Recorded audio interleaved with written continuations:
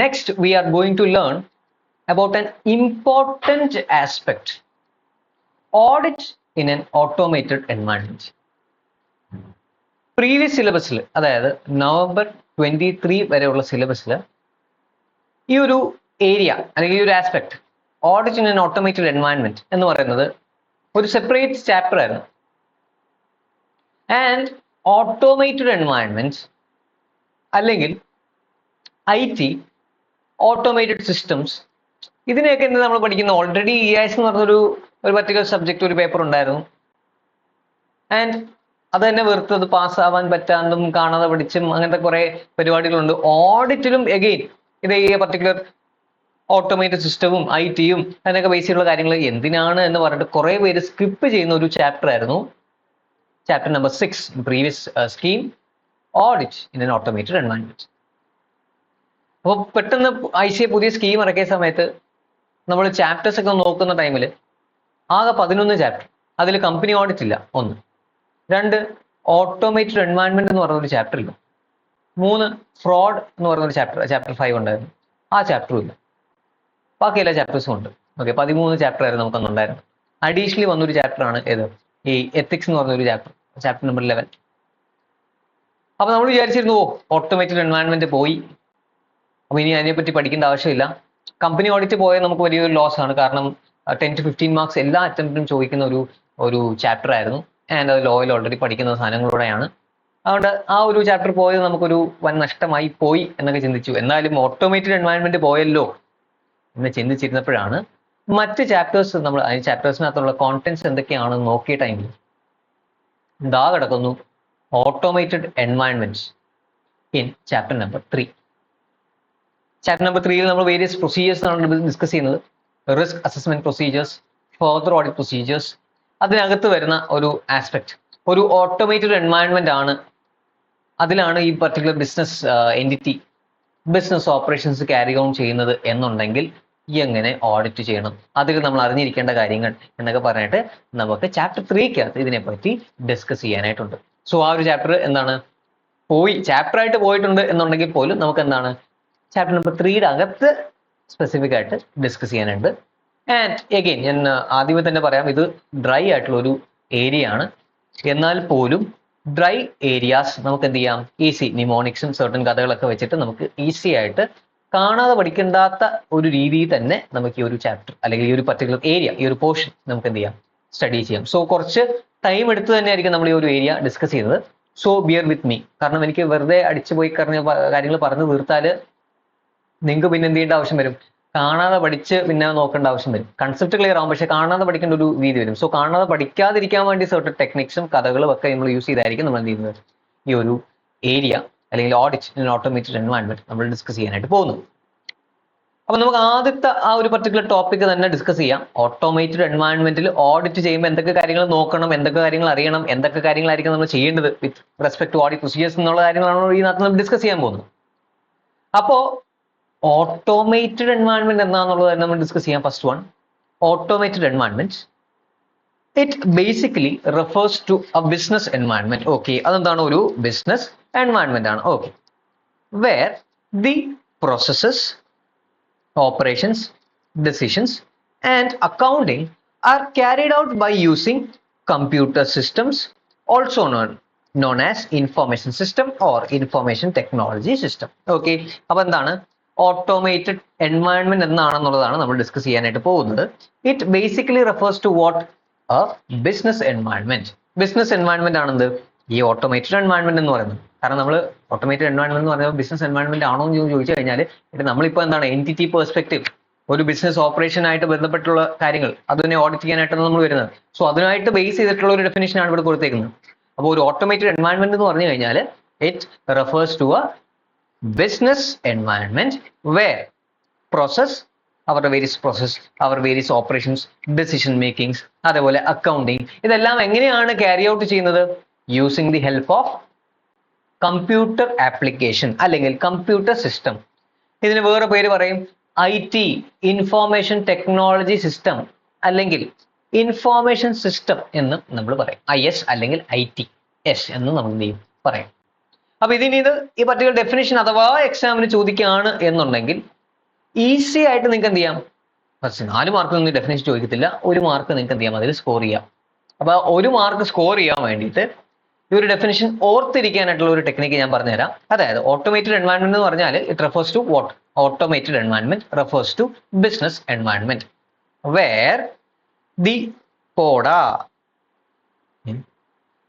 Yes PODA okay where the ഇറങ്ങി PODA are carried out by using computer system. അതായത് നമ്മൾ ആദ്യമേ ചിന്തിച്ചിരുന്നു ചാപ്റ്റർ 6 എന്ന് പറഞ്ഞ ഒരു chapter audit in automated environment എടുത്ത് കളഞ്ഞിരുന്നു.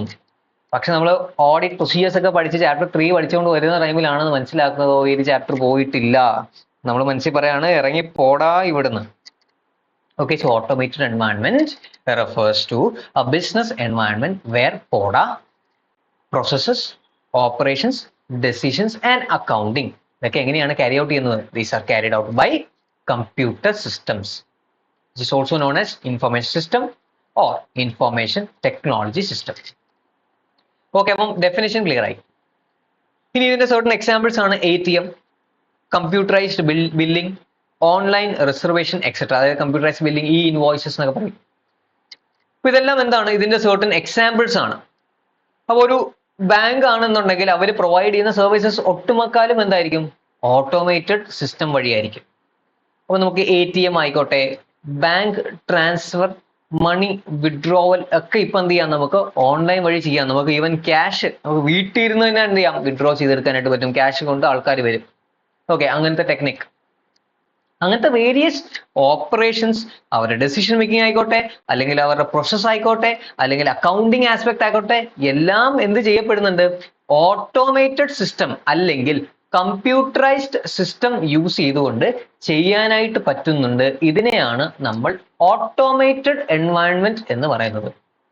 ഓക്കെ, സോ ഒരു business environment where PODA is carried out by computerised system. ഇത്രയും മാത്രം നിങ്ങൾ ഓർത്തിരുന്നാൽ മതി. എക്സാമ്പിൾ വേണമെന്നുണ്ടെങ്കിൽ നിങ്ങൾക്ക് എഴുതാം. ATM, ഓൺലൈൻ റിസർവേഷൻ, അതേപോലെ കമ്പ്യൂട്ടറൈസ്ഡ് ബില്ലിംഗ്, പിന്നെ എന്താണ് ഈ ഓൺലൈൻ കൊമേഴ്സ് ട്രാൻസാക്ഷൻസ് എക്സെട്ര ഒക്കെ നിങ്ങൾക്ക് എന്ത് ചെയ്യാം? ജസ്റ്റ് കോട്ട് ചെയ്യാനായിട്ട് പറ്റും. ഇനി അടുത്ത ഇമ്പോർട്ടന്റ് എന്ന് വേണമെങ്കിൽ പറയാം. കാരണം നിങ്ങൾക്ക് ഓട്ടോമേറ്റഡ് എൻവയൺമെന്റ് എന്ന് ചോദിച്ചു കഴിയുമ്പോൾ നിങ്ങൾക്ക് വേണമെന്നുണ്ടെങ്കിൽ ഈ സർട്ടൻ പോയിന്റ്സ് നിങ്ങൾക്ക് എന്ത് ചെയ്യാം? ഇൻക്ലൂഡ് ചെയ്യാം. ഇനി അതല്ലാണ്ടും എന്ത് ചെയ്യാം? വേണമെന്നുണ്ടെങ്കിൽ ICAക്ക് ചോദിക്കാം. ICAക്ക് എവിടെ നിന്ന് വേണമെങ്കിലും ക്വസ്റ്റ്യൻ ചോദിക്കാം. സോ എല്ലാ ഏരിയാസും നമുക്ക് ഇമ്പോർട്ടന്റ് ആണ്. ആൻഡ് ഇടയ്ക്കിടയ്ക്ക് എല്ലാവരും ഇങ്ങനെ ഇമ്പോർട്ടന്റ് ഏരിയാസ്, ഇമ്പോർട്ടന്റ് ക്വസ്റ്റ്യൻസ് എന്തൊക്കെയാണെന്നൊക്കെ ചോദിക്കുന്നുണ്ട്. അപ്പോൾ അതൊക്കെ ഞാൻ യൂഷ്വലി ആ പർട്ടിക്കുലർ ക്വസ്റ്റ്യൻസ് വരുമ്പോൾ ഞാൻ അങ്ങ് അവോയ്ഡ് ചെയ്യുകയാണ് ചെയ്യുന്നത്. കാരണം നമുക്ക് ഓഡിറ്റിംഗ് എന്ന് മാത്രമല്ല, നമുക്ക് CA ലെവലിൽ ഇമ്പോർട്ടൻ്റ് എന്ന് പറഞ്ഞൊരു കൺസെപ്റ്റ് ഇല്ല.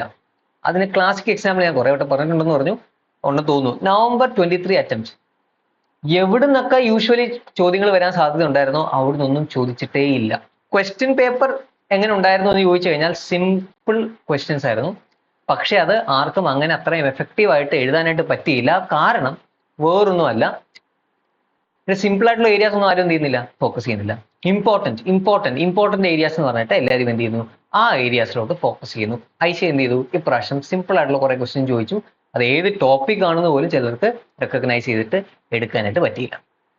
സോ അതുകൊണ്ട് ഇമ്പോർട്ടന്റ് എന്നുള്ളൊരു കൺസെപ്റ്റ് നമുക്കില്ല. നമുക്ക് എല്ലാം എന്താണ്? ഇമ്പോർട്ടന്റ് ആണ്. എല്ലാ ഏരിയാസും ഇമ്പോർട്ടന്റ് ആണ്. ഓക്കെ, അപ്പം ചാപ്റ്റർ 1 മുതൽ ചാപ്റ്റർ 11 വരെയുള്ള എല്ലാ കൺസെപ്റ്റ്സും നമുക്ക് ഇമ്പോർട്ടന്റ് ആണ്. സോ അതെല്ലാം എന്ത് ചെയ്യണം? പഠിച്ച് റിവൈസ് ചെയ്ത് ഈ ഒരു രീതിയിൽ ഫോളോ ചെയ്ത് കൊണ്ടുപോകാം. അപ്പോൾ ഇമ്പോർട്ടന്റ് ആയിട്ടുള്ള ഒരു അടുത്ത ഏരിയ കീ ഫീച്ചേഴ്സ്. നിങ്ങൾ റെക്കോർഡിങ്സ് കണ്ടിട്ടുണ്ട്, അല്ലെങ്കിൽ എൻ്റെ ലൈവ് ക്ലാസ് ഒക്കെ കണ്ടിട്ടുണ്ടെന്നുണ്ടെങ്കിൽ ഞാൻ മിക്ക ടോപ്പിക്സും എന്ത് ചെയ്യണം? ഇമ്പോർട്ടന്റ് അടുത്ത ഇമ്പോർട്ടന്റ് ഏരിയ. ഇതൊരു ഇമ്പോർട്ടന്റ് ഏരിയ ആണ് ഞാൻ പറയുന്നത്. കാരണം എന്ന് പറഞ്ഞാൽ നിങ്ങളുടെ മൈൻഡിൽ അത് രജിസ്റ്റർ ആവണം. എല്ലാം എന്താണ്? ഇമ്പോർട്ടന്റ് ആണ്. അല്ലെങ്കിൽ ഈ ചാപ്റ്ററിൽ ഇപ്പൊ നമ്മൾ ഡിസ്കസ് ചെയ്തെല്ലാം ഇമ്പോർട്ടന്റ് ആണ്, അതൊന്നും സ്കിപ്പ് ചെയ്യാൻ പറ്റില്ല എന്നുള്ളൊരു ആസ്പെക്ട്. അതിൽ പിന്നെ വീണ്ടും ഇമ്പോർട്ടന്റ് ക്വസ്റ്റ്യൻസ്, ഇമ്പോർട്ടന്റ് ഏരിയാസ് ഒക്കെ ചോദിച്ചു വരുന്നവരുണ്ട്. ഞാൻ മോസ്റ്റ്ലി എന്ത് ചെയ്യും? അത് അവോയ്ഡ് ചെയ്ത് വിടും. ആൻഡ് ചിലപ്പോൾ മാത്രം ഞാൻ റിപ്ലൈ കൊടുക്കും. എല്ലാത്തിനകത്ത് ഇമ്പോർട്ടന്റ് ആണ്, അങ്ങനെ സ്പെസിഫിക് ആയിട്ട് എടുത്ത് പറയാനായിട്ടൊന്നുമില്ല. പിന്നെ എക്സാം സമയമൊക്കെ ആകുമ്പോഴത്തേക്ക് ചിലർക്ക് എന്താണ്? പ്രിപ്പയർ ചെയ്യാത്തവരോട് മാത്രം ഞാൻ ചോദിക്കും.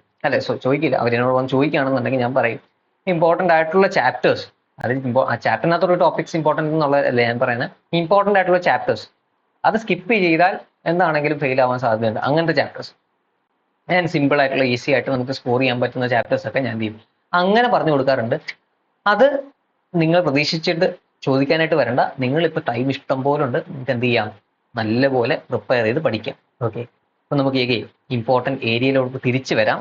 ഇമ്പോർട്ടൻറ്റ് ഏരിയ, അതായത് key features of automated environment. Just നമുക്കൊരു നിമോണിക് ഇവിടെ എഴുതി വെച്ചേക്കാം, ഓർത്തിരിക്കാൻ വേണ്ടിയിട്ട് നിങ്ങൾക്ക് എന്ത് ചെയ്യാം, ഈ നിമോണിക് യൂസ് ചെയ്യാം, പേ ഫൈൻസ്.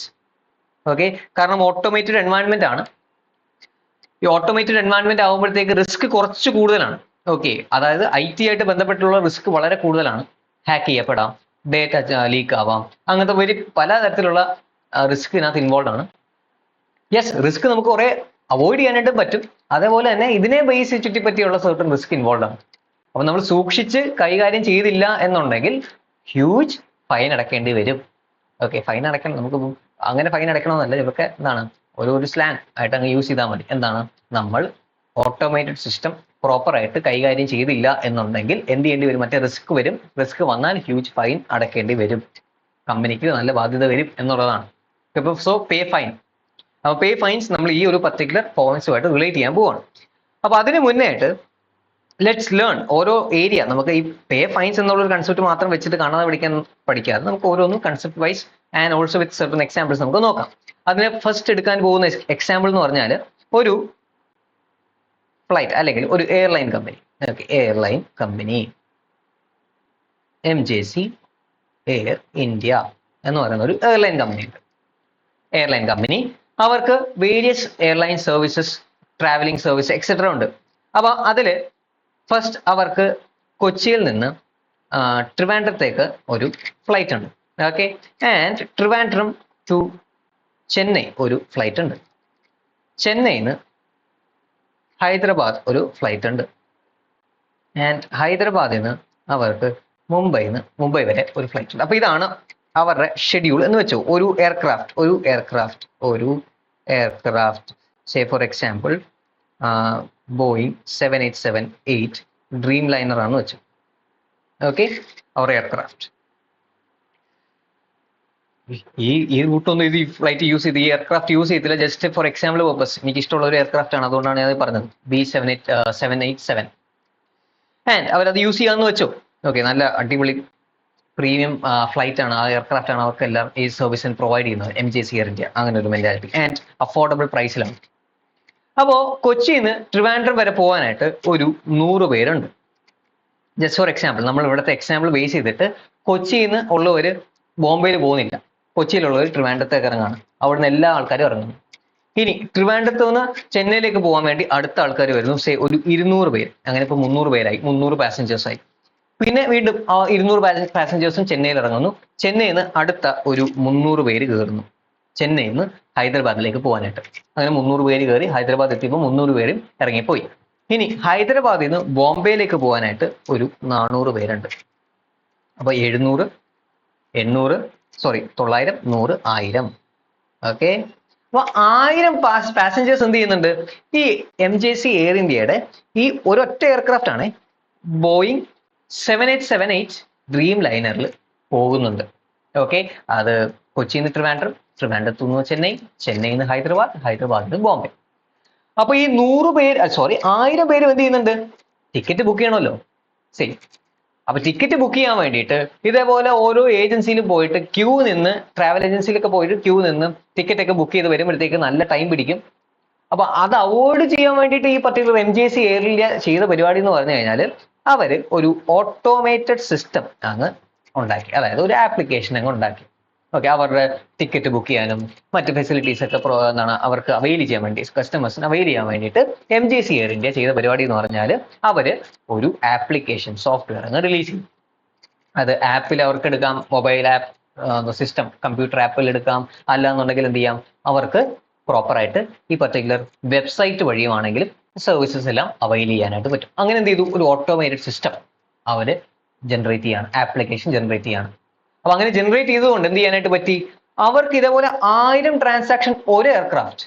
അതേപോലെ അവർക്ക് എന്താണ്, ബോയിങ് 787 ഉണ്ട്, അതേപോലെ A380. ഓക്കെ, എയർബസ് A380 ഉണ്ട്, A380-800. അതേപോലെ ബോയിങ് 737 MAX 8 ഉണ്ട്, then A320 നിയോ ഉണ്ട്, എക്സെട്ര എയർക്രാഫ്റ്റ് ഉണ്ട്. അങ്ങനെ ഇപ്പൊ 4 എയർക്രാഫ്റ്റ് ആയി. അപ്പൊ ഇങ്ങനെ 4 എയർക്രാഫ്റ്റിലും ഇതേപോലെ 1000 വെച്ച് കയറുന്നുണ്ട്. അപ്പൊ ഇപ്പൊ എത്രയായി?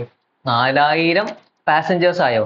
ഈ 4000 പാസഞ്ചേഴ്സ് ഓരോ ഏരിയ എടുത്തും പോയി ട്രാവൽ ഏജൻസിയിലൊക്കെ പോയി ക്യൂ നിന്ന് ടിക്കറ്റ് ഒക്കെ ബുക്ക് ചെയ്ത് കഴിയുമ്പോഴത്തേക്ക് ഒരു സമയം പിടിക്കും. പിന്നെ അവർക്ക് കൺവീനിയന്റ് ആയിട്ടുള്ള ഒരു ടൈം ആയിരിക്കില്ല. അപ്പൊ അത് ജോലി തിരക്കും മറ്റ് തിരക്കിനിടയ്ക്ക് പോയിട്ട് ട്രാവൽ ഏജൻസിയിൽ ഇങ്ങനെ പോയിട്ട് ക്യൂ ഒക്കെ നിന്നിട്ട് വേണം എന്ത് ചെയ്യാനായിട്ട്, ടിക്കറ്റ് ഒക്കെ ബുക്ക് ചെയ്ത് എടുക്കാനായിട്ട്. അപ്പൊ അത് അവോയ്ഡ് ചെയ്യാൻ വേണ്ടിയിട്ട് MJC എയർ ഇന്ത്യ ഒരു പുതിയൊരു സോഫ്റ്റ്വെയർ അല്ലെങ്കിൽ ആപ്ലിക്കേഷൻ ഇറക്കി, വെബ്സൈറ്റ് റിലീസ് ചെയ്തു. ഇപ്പൊ അവരെന്താണ് വർക്ക് ചെയ്യുന്നത്? ഒരു ഓട്ടോമേറ്റഡ് എൻവയൺമെന്റിലാണ്. അപ്പൊ ഇവിടെ ഞാൻ പറയാൻ ഉദ്ദേശിക്കുന്ന കാര്യം എന്ന് പറഞ്ഞു കഴിഞ്ഞാൽ, ഈ 4000 ട്രാൻസാക്ഷൻ അല്ലെങ്കിൽ 4000 പേര് എന്ത് ചെയ്യുന്നുണ്ട്? ടിക്കറ്റ് ബുക്ക് ചെയ്യുന്നുണ്ട്. അപ്പൊ ഈ ടിക്കറ്റ് ബുക്ക് ചെയ്യുന്നത് സേ ഫോർ എക്സാമ്പിൾ എല്ലാവരും കൂടെ ഒരു ഒറ്റ ടൈമിലാണ്. സേ ഇപ്പോ ഈവനിങ് ഒരു 7 o'clock ആണെന്ന് വെച്ചോ. അവരെല്ലാവരോടും ബുക്ക് ചെയ്യുന്നത് 7 o'clockനാണ്. അവർക്കെല്ലാം ഇപ്പൊ 7 o'clockന് ടിക്കറ്റ് വേണമെന്ന് വെച്ചു. ഒരു ട്രാവൽ ഏജൻസി ആണെന്നുണ്ടെങ്കിൽ എല്ലാവർക്കും പോയി ട്രാവൽ ഏജൻസിയിൽ പോയി ക്യൂ നിന്ന് 7 o'clockന്, ഫോർ എക്സാമ്പിൾ 10 മണി വരെ ഉണ്ട്. അപ്പം 7 o'clockന് പോയി ക്യൂ നിന്ന് എല്ലാവർക്കും ഒരേപോലെ ഒരു ടൈമിൽ എന്ത് ചെയ്യാൻ പറ്റില്ല? ടിക്കറ്റ് ബുക്ക് ചെയ്യാനായിട്ട് പറ്റില്ല. ചിലപ്പോൾ എല്ലാ ഏരിയാസിലും എന്ത് ചെയ്യത്തില്ല, ഈ ട്രാവൽ ഏജൻസീസ് ഉണ്ടാകത്തില്ല. ചിലപ്പോൾ കുറെ ദൂരെ പോയിട്ട് വേണം എന്ത് ചെയ്യാനായിട്ട്, ട്രാവൽ ഏജൻസി ഒക്കെ കണ്ടുപിടിച്ച് ടിക്കറ്റ് ബുക്ക് ചെയ്യാനായിട്ട്. അപ്പൊ ഈ കാര്യം അവോയ്ഡ് ചെയ്യാനായിട്ട് പറ്റും. ഫസ്റ്റ്.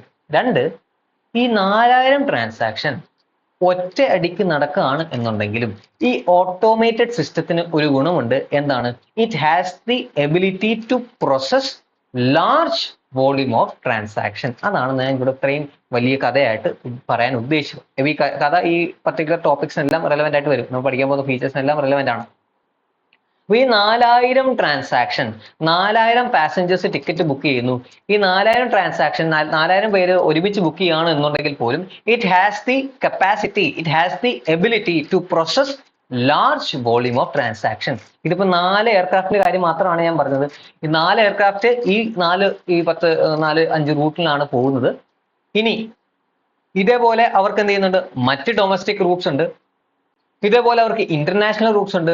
സൗദിയിലേക്ക് പോകാനാണെങ്കിലും, ദുബായിലേക്ക് പോകാനാണെങ്കിലും, ബഹ്റിനിലേക്ക് പോകാനാണെങ്കിലും, ഒമാനിലേക്ക് പോകാനാണെങ്കിലും, ഖത്തറിലേക്ക് പോകാനാണെങ്കിലും, കുവൈറ്റിലേക്ക് പോകാനാണെങ്കിലും, അമേരിക്കയിൽ പോകാനാണെങ്കിലും, UK പോകാനാണെങ്കിലും, ഓസ്ട്രേലിയ പോകാനാണെങ്കിലും, സിംഗപ്പൂരിൽ പോകാനാണെങ്കിലും, മലേഷ്യ പോകാനാണെങ്കിലും, എവിടെ പോകാനാണെങ്കിലും അവർക്ക് പലതരത്തിലുള്ള റൂട്ട്സും പലതരത്തിലുള്ള എയർക്രാഫ്റ്റ്സും ഉണ്ട്.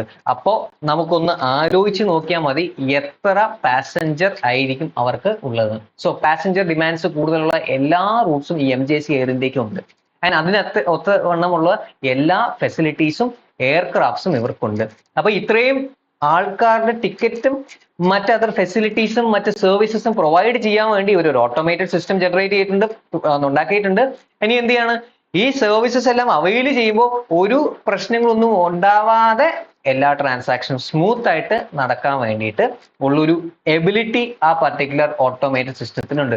So it has the ability, automated system has the ability to process large volume of transactions. അതാണ് നമ്മുടെ ഫസ്റ്റ് പോയിന്റ്. ഓക്കെ, ഇനി second point, accuracy in data processing and computation. Say for example travel agency അവര് type ചെയ്യാണ്, ഒരു പേര് പറയാണ്, just for example Shukoor TS എന്നാണ് പേരെന്ന് വെച്ചു. ഓക്കെ, ഷുക്കൂർ TS, പേര് പറയൂ. ഷുക്കൂർ TS. അപ്പോൾ ഇവിടെ നമുക്ക് ഡൊമസ്റ്റിക് ട്രാവൽ ചെയ്യണമെന്നുണ്ടെങ്കിൽ പാസ്പോർട്ടിന്റെ ആവശ്യമൊന്നുമില്ല. അപ്പൊ അദ്ദേഹം ടൈപ്പ് ചെയ്യാണ് ഷുക്കൂർ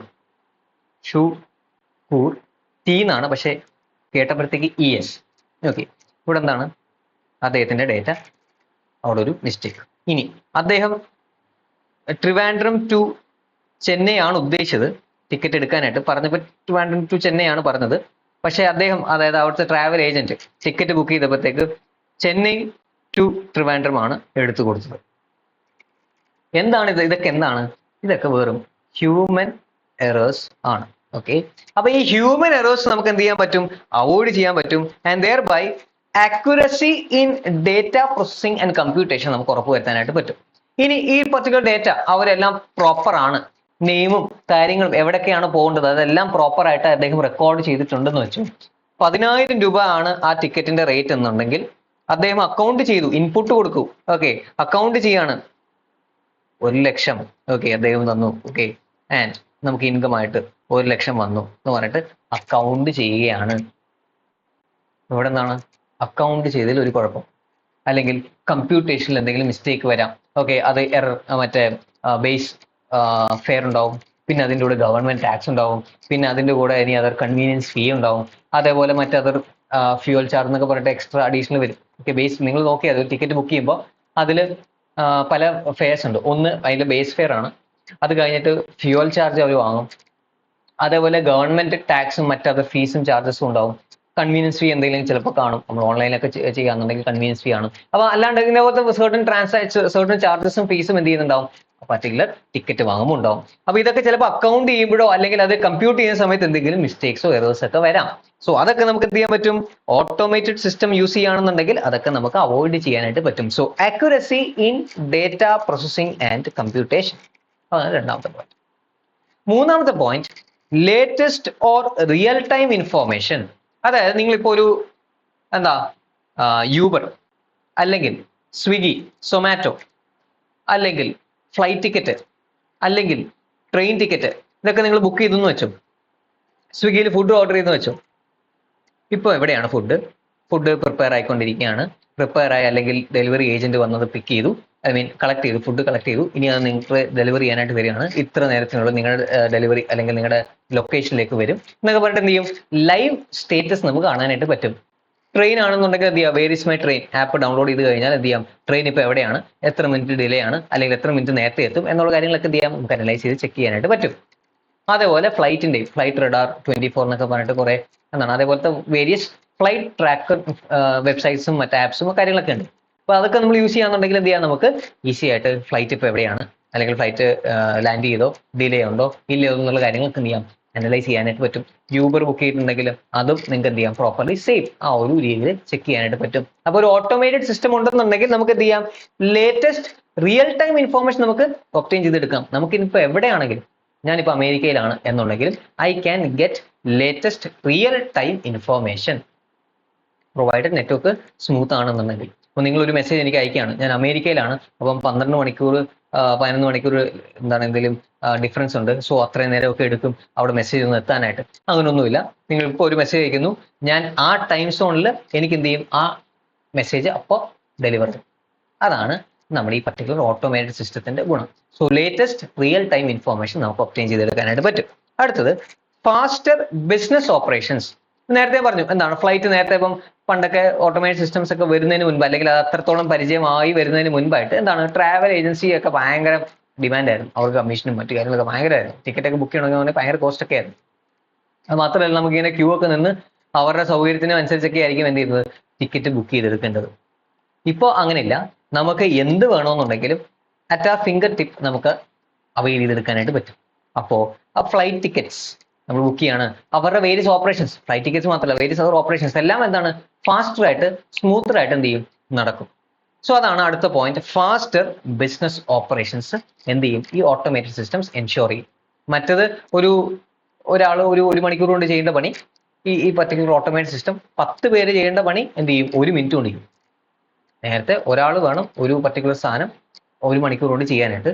ഇപ്പോൾ ഓട്ടോമേറ്റഡ് സിസ്റ്റം വന്നിട്ട് എന്ത് ചെയ്യും, 10 പേര് ചെയ്യേണ്ട പണി, അതായത് 10 മണിക്കൂർ കൊണ്ട് ചെയ്യേണ്ട പണി ഒരൊറ്റ മിനിറ്റ് കൊണ്ട് അദ്ദേഹം ചെയ്യും. അദ്ദേഹം means automated system, faster business operation. അടുത്ത point, integration between various business operations and functions.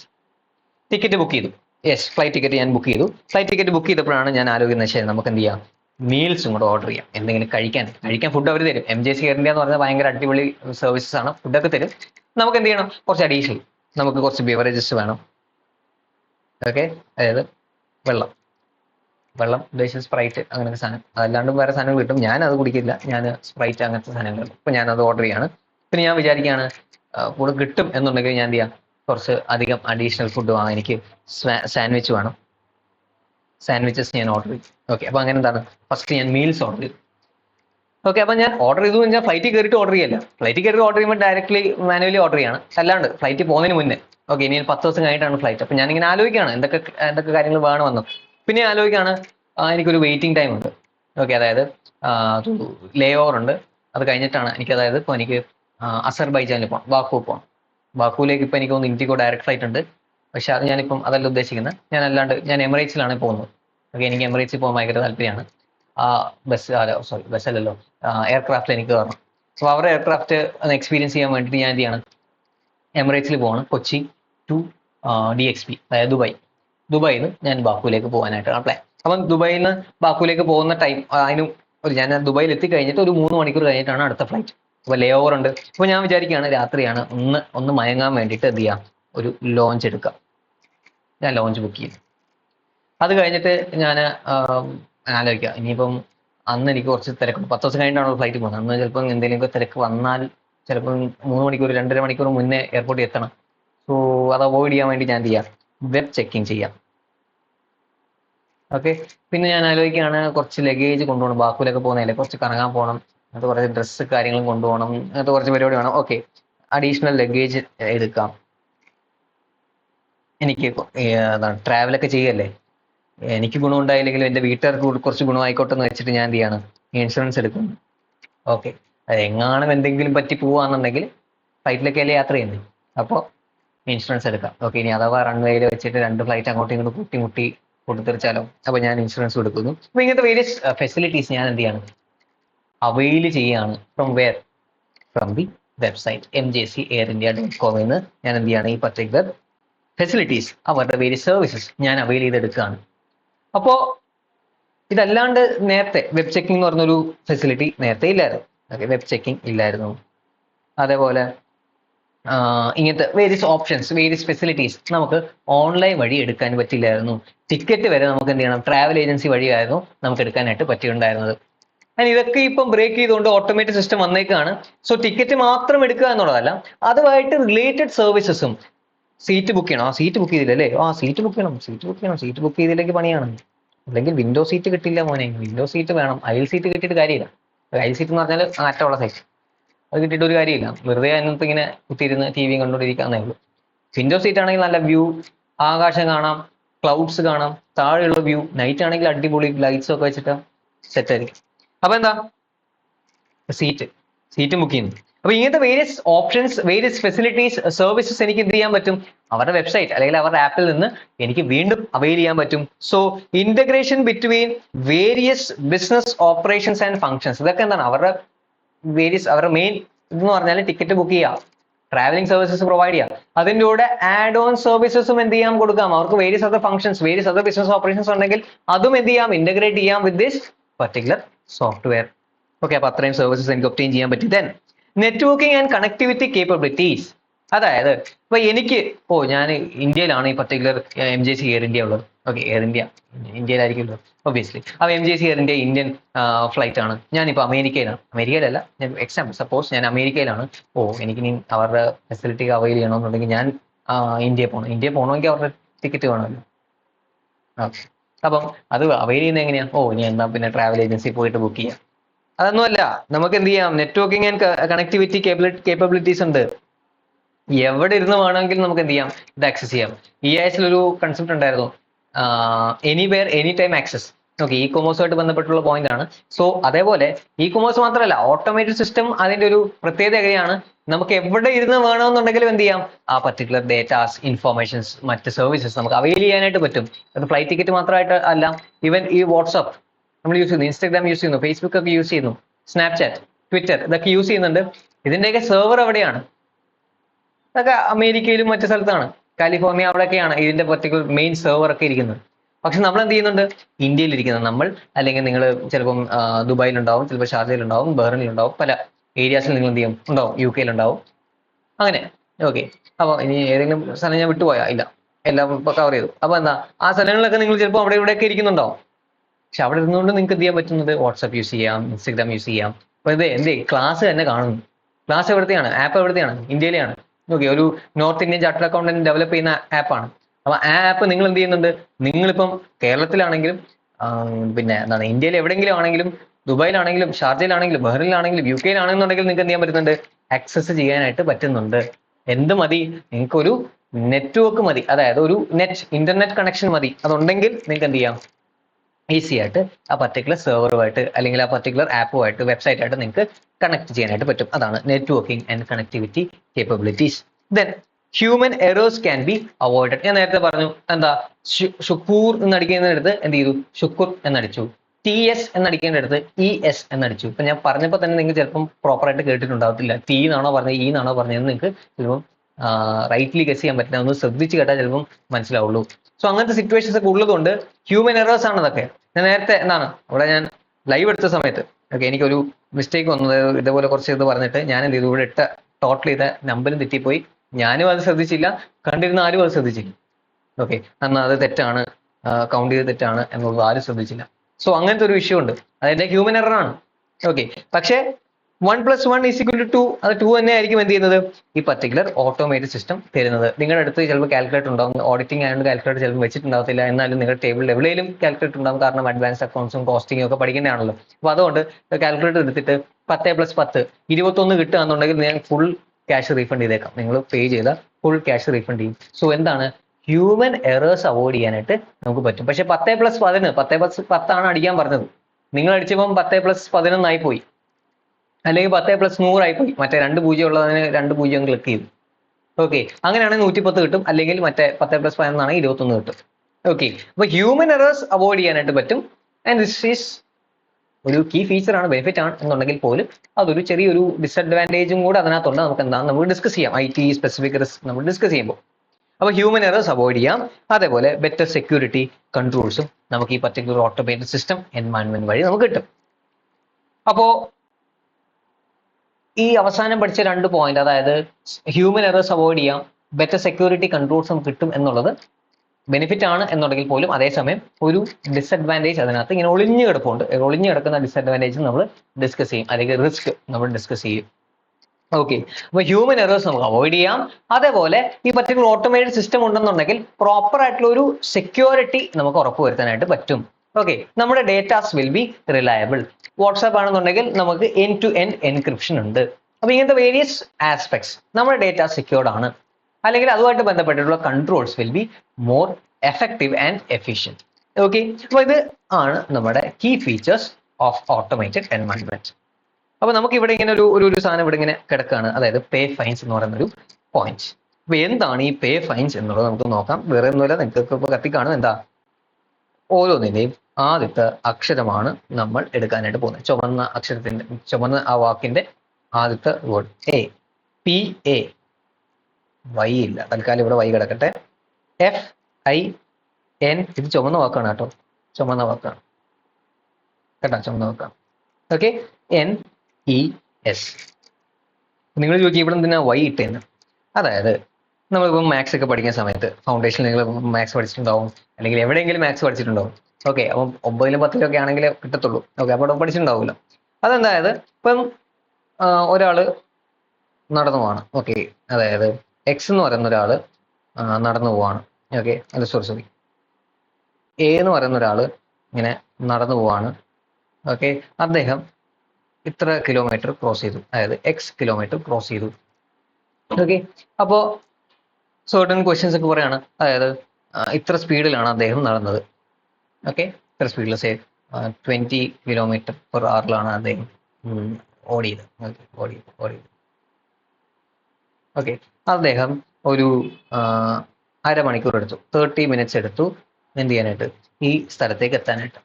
അങ്ങനെയാണെന്നുണ്ടെങ്കിൽ ഫൈൻഡ് എക്സ്, എത്ര കിലോമീറ്റർ അദ്ദേഹം ഓടി. അപ്പൊ ഞാൻ ഈ ഫൈൻഡ് എക്സ് എന്ന് പറഞ്ഞിട്ട് കാൽക്കുലേഷൻ ചെയ്യാനായിട്ട് പോകല്ല, സുഖമായിട്ട് കാൽക്കുലേറ്റ് ചെയ്യാം. കാരണം എന്താണ്, 20 km/h ആണ് അദ്ദേഹത്തിന്റെ വേഗത. അരമണിക്കൂറിനുള്ളിൽ അദ്ദേഹം അവിടെ എത്തി. അങ്ങനെയാണെന്നുണ്ടെങ്കിൽ ഒബ്വിയസ്ലി പിന്നെ എന്താണ്, 10 കിലോമീറ്റർ ആണ് അവിടെ ഉള്ളത്. അപ്പം അത് കണ്ടുപിടിക്കാനായിട്ട് പറ്റും. അപ്പൊ നമ്മൾ എന്താണ്, മാത്സിലൊക്കെ നമുക്കിപ്പം എന്തെങ്കിലും കണ്ടുപിടിക്കണമെന്നുണ്ടെങ്കിൽ അവർ യൂസ് ചെയ്യുന്ന ടേം ആണ് ഒന്നെങ്കിൽ ഫൈൻഡ് എക്സ് എന്നായിരിക്കും, അല്ലെങ്കിൽ ഫൈൻഡ് വൈ. അപ്പൊ നമ്മളിവിടെ എക്സ് എടുക്കുന്നില്ല, കാരണം എനിക്ക് എക്സിനോട് വലിയ താല്പര്യമില്ല. അതുകൊണ്ട് ഞാൻ എന്ത് ചെയ്യാണ്, വൈ എടുക്കുകയാണ്, ഫൈൻഡ് വൈ. കാരണം ഇവിടെ പ്രത്യേകിച്ച് ചുമന്ന അക്ഷരമൊന്നുമില്ല. ആൻഡ് എൽ എടുക്കാൻ പറ്റില്ല.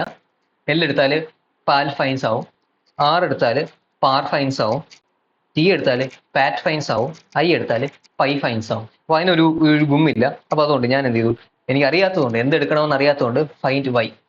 പേ ഫൈൻസ്. അപ്പൊ ആ ഒരു നിമോണിക് നിങ്ങളുടെ മനസ്സിൽ ഇങ്ങനെ കിടക്കാൻ വേണ്ടിയിട്ട് ഞാൻ ഈ ഒരു ബേസ് ഉദ്ദേശിച്ചെടുത്തുന്നേ. അപ്പൊ പേ ഫൈൻസ് പ്രോസസ്. അത് കഴിഞ്ഞ് ആക്യുറസി, വൈ ഒന്നും അറിയത്തില്ല. എന്തുകൊണ്ട്, എന്താണ്, റിയൽ ടൈം ഇൻഫോർമേഷൻ നമുക്കറിയത്തില്ല, പക്ഷെ ഓട്ടോമേറ്റഡ് സിസ്റ്റത്തിനെ അറിയത്തുള്ളൂ റിയൽ ടൈം ഇൻഫോർമേഷൻ. ദൈവത്തിനെ അറിയത്തുള്ളൂ ഇപ്പൊ എന്താ നടക്കുന്നതെന്ന്. നിങ്ങൾ അവിടെ എന്താ നടക്കുന്നതെന്ന് ദൈവത്തിനെ അറിയത്തുള്ളൂ.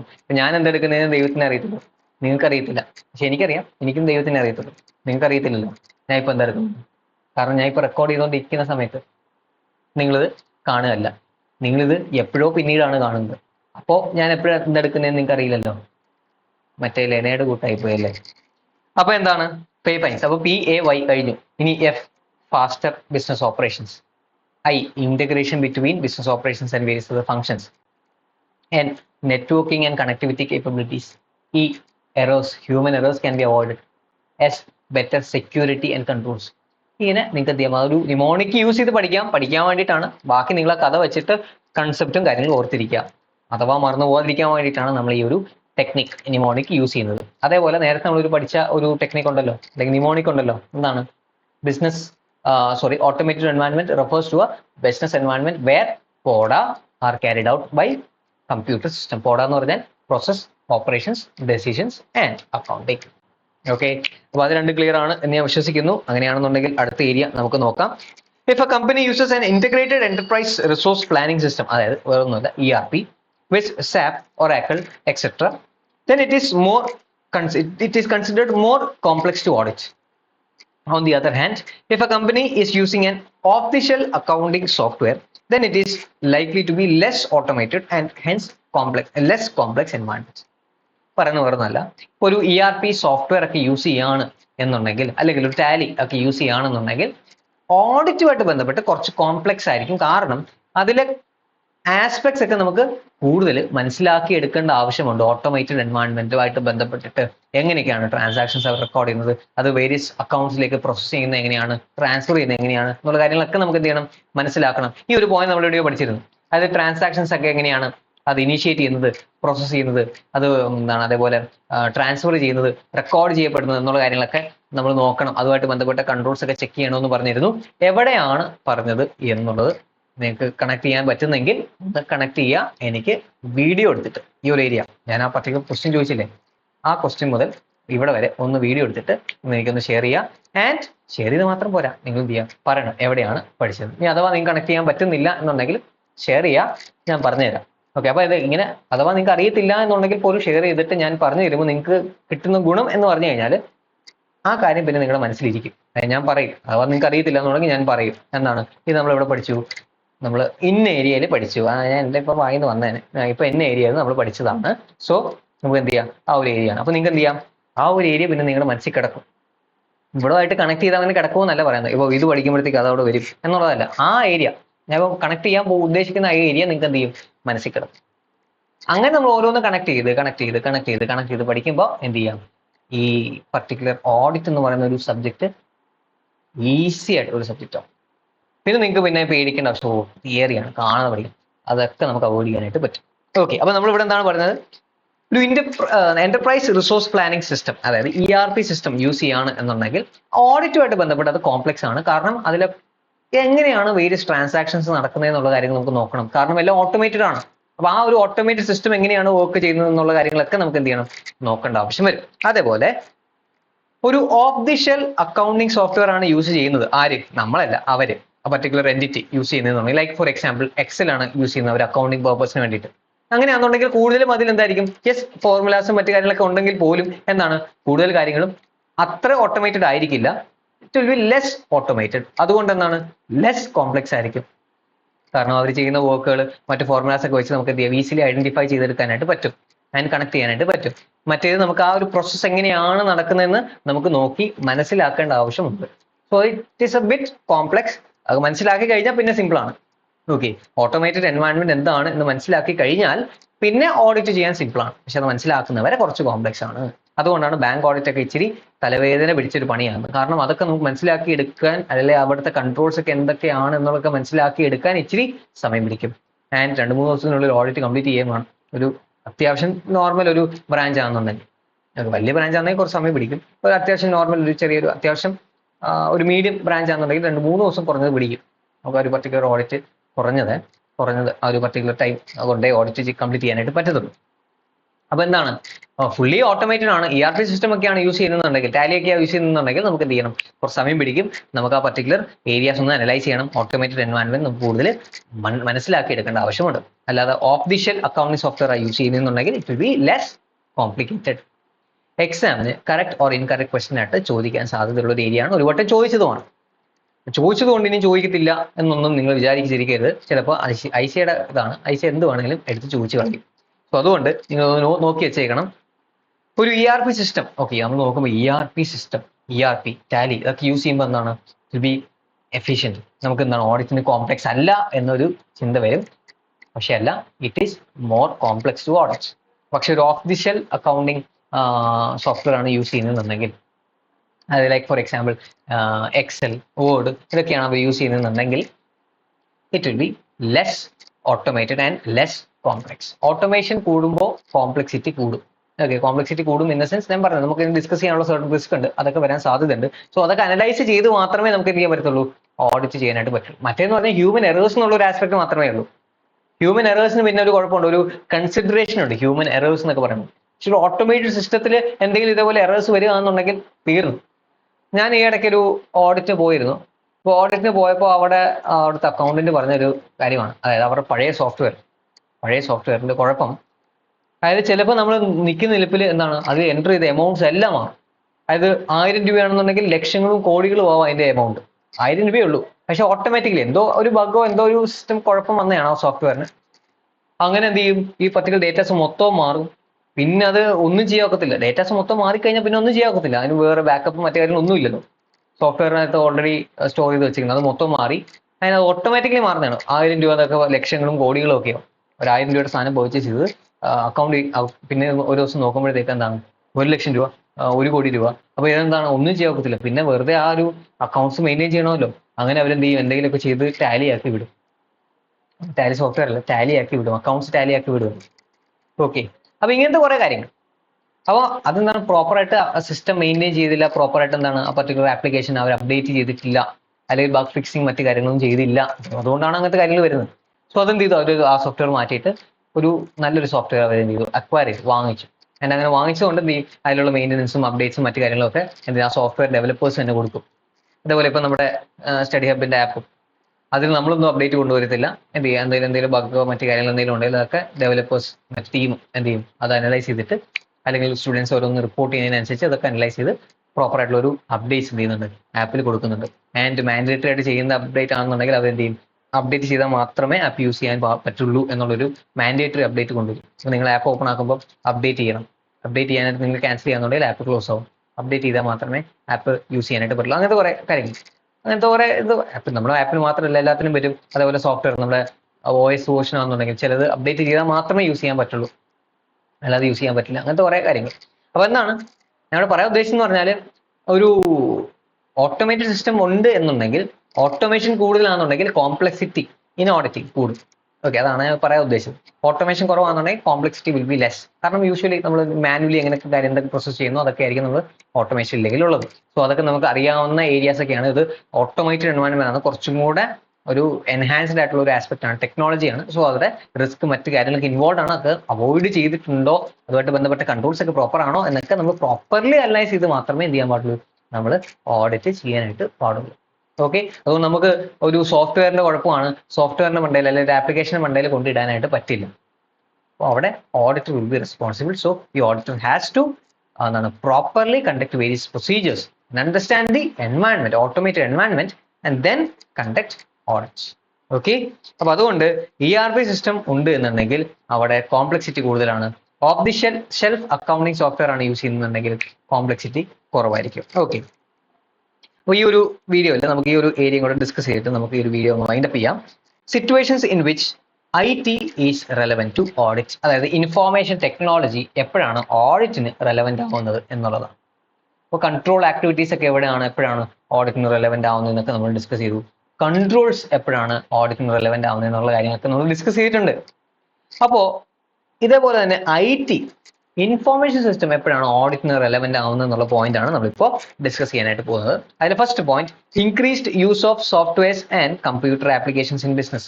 ബിസിനസ്സിൽ കൂടുതലും ഇതേപോലെ സോഫ്റ്റ്വെയർസും കമ്പ്യൂട്ടർ ആപ്ലിക്കേഷൻസും യൂസ് ചെയ്യുന്നുണ്ട്. അങ്ങനെ യൂസ് ചെയ്യുന്നുണ്ടെങ്കിൽ അവരുടെ വേരിയസ് ബിസിനസ് ഓപ്പറേഷൻസ്, അതേപോലെ അവരുടെ പ്രോസസ്, ഡെസിഷൻ മേക്കിംഗ്, അക്കൗണ്ടിങ്, ഇതൊക്കെ എന്ത് ചെയ്യും, will be carried out by computer system.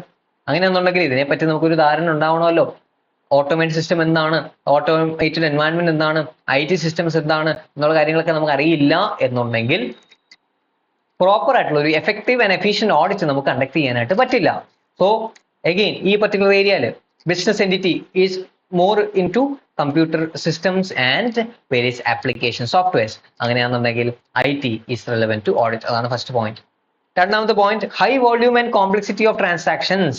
ഇനി പോട്ടെ, അവര് എന്താണ് ഇതേപോലെ കമ്പ്യൂട്ടർ ആപ്ലിക്കേഷൻസും മറ്റു സോഫ്റ്റ്വെയർസും അങ്ങനെ അധികം യൂസ് ചെയ്യുന്നില്ല, കുറച്ച് അക്കൗണ്ടിങ്ങിനൊക്കെ മാത്രമേ യൂസ് ചെയ്യുന്നുള്ളൂ എന്നുണ്ടെങ്കിൽ again IT will be relevant to audit. കാരണം ഈ ഡേറ്റാസ് ഒക്കെ സോർട്ട് ചെയ്യണം, എക്സ്പോർട്ട് ചെയ്യണം, ആൻഡ് എക്സ്പോർട്ട് ചെയ്ത് നമ്മൾ മാനുവലി ചെക്ക് ചെയ്യുന്നതിന് പകരം we can use various computer assisted auditing techniques. എന്താ നമുക്ക് ഡിസ്കസ് ചെയ്യണം, അതൊക്കെ നമുക്ക് ഡിസ്കസ് ചെയ്യാം. ഈ ഒരു ഏരിയ ടോപ്പിക്കിന്റെ എൻഡിൽ നമുക്ക് ഡിസ്കസ് ചെയ്യാനുള്ള ടോപ്പിക്കാണ്, ഒരു പർട്ടിക്കുലർ ഏരിയ ഇമ്പോർട്ടൻ്റ് ആണ്. ഡേറ്റ അനാലിറ്റിക്സ് ഒക്കെ ബേസ് ചെയ്ത് നമുക്ക് എന്ത് ചെയ്യണം, കാര്യങ്ങൾ ചെയ്യണം.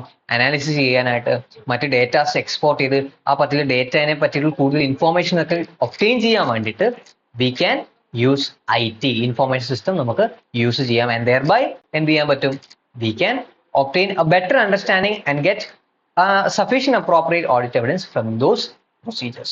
Okay, so high volume and complexity of transaction ആണെന്നുണ്ടെങ്കിലും IT will be relevant. കാരണം ഇത്രയും ഹ്യൂജ് ട്രാൻസാക്ഷൻ നമുക്ക് എല്ലാം മാനുവലി ഓഡിറ്റ് ചെയ്ത് ചെക്ക് ചെയ്യാനായിട്ട് പറ്റില്ല. സോ ഒരു ഓട്ടോമേറ്റഡ് സിസ്റ്റം യൂസ് ചെയ്യുകയാണെന്നുണ്ടെങ്കിൽ ഇതൊക്കെ ഈസിലി നമുക്ക് ചെക്ക് ചെയ്യാനായിട്ട് ടെസ്റ്റ് ചെയ്യാനായിട്ട് പറ്റും. ഇനി മൂന്നാമത്തെ പോയിന്റ് പറയുന്നത്, in auditing businesses like telecom, e-commerce etcetera. അതായത് ഇപ്പോൾ ഒരു ടെലികോം ഇൻഡസ്ട്രി ആണെന്നുണ്ടെങ്കിൽ ഒബ്വിയസ്ലി അതിലുള്ള എല്ലാ മിക്ക ട്രാൻസാക്ഷൻ എന്തായിരിക്കും, ഓട്ടോമേറ്റഡ് ആയിരിക്കും. അതേപോലെ ഇ-കൊമേഴ്സ് ആണെങ്കിലും പിന്നെ പേടിക്കേണ്ട ആവശ്യമില്ല, ഒരു 95-96% എന്തായിരിക്കും, എല്ലാം ഓട്ടോമേറ്റഡ് തന്നെയായിരിക്കും. കാരണം ഇ-കൊമേഴ്സ് എന്ന് പറയുമ്പോഴേ അത് തന്നെയാണ്. നമ്മൾ പോയി കടയിൽ പോയി വാങ്ങുന്നതിന് ഇ-കൊമേഴ്സ് എന്ന് പറയാൻ പറ്റില്ല. ഓക്കെ, വീട്ടിൽ ഇരുന്ന് മൊബൈൽ ആപ്ലിക്കേഷൻ അല്ലെങ്കിൽ വെബ്സൈറ്റിൽ നിന്നൊക്കെ ഓർഡർ ചെയ്യുന്നതിനാണ് ഈ ഇ-കൊമേഴ്സ് എന്ന് പറയുന്നത്. അപ്പം ആമസോൺ, ഫ്ലിപ്കാർട്ട് ഒക്കെ പോലെ. അപ്പൊ അങ്ങനെയാണെന്നുണ്ടെങ്കിലാണ് ഇ-കൊമേഴ്സ് എന്ന് പറയുന്നത്, അല്ലാത്ത ആസ്പെക്ട് ഒന്നും ഇ-കൊമേഴ്സ് അല്ല. അപ്പോൾ ഇതൊക്കെ എന്താണ്, ഓട്ടോമേറ്റഡ് സിസ്റ്റം വഴിയാണ് കാര്യങ്ങളൊക്കെ നടക്കുന്നത്. നമ്മളിപ്പോൾ എന്തെങ്കിലും ഓർഡർ ചെയ്യുകയാണെന്നുണ്ടെങ്കിൽ, എന്തെങ്കിലും ട്രാൻസാക്ഷൻ ഏർപ്പെടുകയാണെന്നുണ്ടെങ്കിൽ അത് ഓട്ടോമാറ്റിക്കലി അവിടെ അവരുടെ സിസ്റ്റത്തിൽ റെക്കോർഡ് ആവും. ആ പർട്ടിക്കുലർ ട്രാൻസാക്ഷൻ ഇനീഷ്യേറ്റ് ചെയ്യും, പ്രോസസ് ചെയ്യും, മറ്റ് ലെഡ്ജേഴ്സിലേക്ക് ട്രാൻസ്ഫർ ആവും. ഇതൊക്കെ ഓട്ടോമേറ്റഡ് ആണ്. സോ ഓട്ടോമേറ്റഡ് സിസ്റ്റം ആണ് അവർക്കുള്ളത്. സോ അതുകൊണ്ട് നമുക്ക് again we have to have an understanding about IT. So IT is relevant to audit. നാലാമത്തെ point, when lots of automation is involved in the business operations. നേരത്തെ പറഞ്ഞ point ആണ്, അതായത് കൂടുതൽ ഓട്ടോമേറ്റഡ് സിസ്റ്റംസ് അവർ യൂസ് ചെയ്യുന്നുണ്ട്, automations വളരെ കൂടുതലാണ്. Transaction record ചെയ്യുന്ന കാര്യങ്ങളായിക്കോട്ടെ, അല്ലെങ്കിൽ അവർ ബിസിനസ് ഓപ്പറേഷൻസുമായിട്ട് ബന്ധപ്പെട്ടായിക്കോട്ടെ, വേരിയസ് പ്രോസസ് അക്കൗണ്ടിങ് ആയിട്ട് ബന്ധപ്പെട്ട കാര്യങ്ങൾ, ഡെസിഷൻ മേക്കിംഗ് ആയിട്ട് ബന്ധപ്പെട്ട് കൂടുതൽ ഓട്ടോമേഷൻ ആണ്. അങ്ങനെയാണെന്നുണ്ടെങ്കിൽ again the IT is relevant to audit. അതേപോലെ രണ്ടാമത്തെ പോയിന്റ് നമ്മൾ പഠിച്ച സമയത്ത് ഞാനൊരു കാര്യം പറഞ്ഞിരുന്നു, അതായത് കമ്പ്യൂട്ടർ അസിസ്റ്റഡ് ഓഡിറ്റ് ടെക്നിക്സ് ഒക്കെ നമ്മൾ യൂസ് ചെയ്യും. ഡേറ്റ അനാലിറ്റിക്സിനൊക്കെ നമുക്ക് എന്താണ്, IT റെലവെന്റ് ആണ്. കാരണം അത് യൂസ് ചെയ്താണ് ഡേറ്റ അനാലിറ്റിക്സ് ഒക്കെ നമ്മൾ ചെയ്യുന്നത്. ഓക്കെ, ഡേറ്റ അനലൈസ് ചെയ്യുന്നത്, പ്രോഫിറ്റബിലിറ്റി അനാലിസിസ്, എക്സ്പെൻഡിച്ചർ അനാലിസിസ് ഒക്കെ നമ്മൾ ചെയ്യുന്നത് എങ്ങനെയാണ്, particular data analytical tools use ചെയ്തിട്ടാണ്. അതിനാണ് ഈ CAT computer assisted audit techniques എന്ന് പറയുന്നത്. അപ്പൊ നമ്മൾ ഇങ്ങനത്തെ വേരിയസ് ആസ്പെക്ട്സിൽ IT ഓഡിറ്റിന് റെലവെന്റ് ആണ്. അപ്പൊ എന്തൊക്കെയാണ്, അതായത് വേരിയസ് അവരുടെ എൻറ്റിറ്റിയിൽ വേരിയസ് ആസ്പെക്ട്സ് എന്താണ്, കമ്പ്യൂട്ടറൈസ് സിസ്റ്റം അല്ലെങ്കിൽ വേരിയസ് സോഫ്റ്റ്വെയർസ് ആപ്ലിക്കേഷൻസ് യൂസ് ചെയ്തിട്ടാണ് ചെയ്യുന്നത്. So increase use of computerise system, application software etcetera.